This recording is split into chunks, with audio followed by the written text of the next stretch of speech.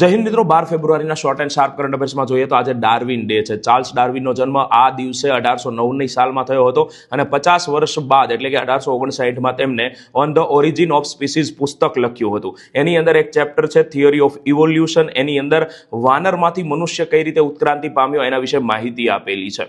એના બાદ Amul AI platform ગુજરાતમાં લોન્ચ કરવામાં આવ્યું છે, જેનું નામ છે સરલાબેન.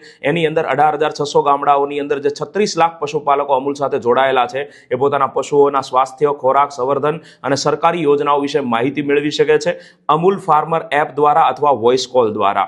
અને આણંદમાં જ આવેલી નેશનલ ડેરી ડેવલપમેન્ટ બોર્ડ કે જે 1965ની અંદર આપણા બીજા વડાપ્રધાન લાલ બહાદુર શાસ્ત્રીના સહયોગથી સ્થાપના કરવામાં આવી હતી, એને હમણાં જ આપણા ગુજરાતની પ્રથમ ક્લોન કરેલી ગીર ગાય જેનું નામ છે કામધેનુ એને જન્મ આપ્યો છે. અને ભારતની પ્રથમ ક્લોન ગીર ગાયનું નામ છે ગંગા. યાદ રાખજો, ભારતની સંસદની અંદર ડેવલપમેન્ટ થયું છે કે જે લોકસભાના સ્પીકર છે ઓમ બિરલા, એમના વિરુદ્ધ અવિશ્વાસ પ્રસ્તાવ લાવવામાં આવેલો છે.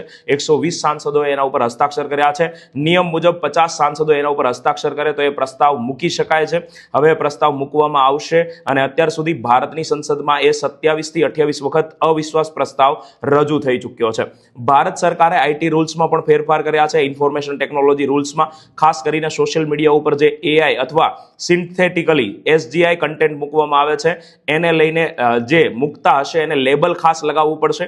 સરકારી આદેશ કે કોર્ટના આદેશ બાદ જો કન્ટેન્ટ દૂર કરવાનું કહેવામાં આવે છે તો પહેલા 36 કલાક હતા, હવે 3 કલાકમાં દૂર કરવું પડશે.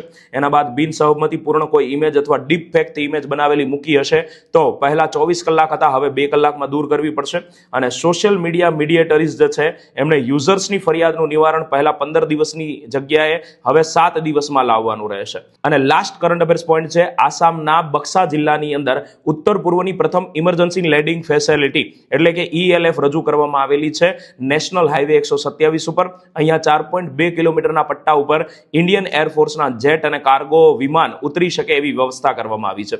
તો આ જે મુદ્દાઓ છે એના ડીપલી તમારે એનાલાઇઝ કરવા હોય તો રોજ સવારે 7 વાગે લાઈવ કરંટ અફેર્સની અંદર મારી સાથે જ્ઞાન લાઈવ ઉપર જોડાઈ શકો છો.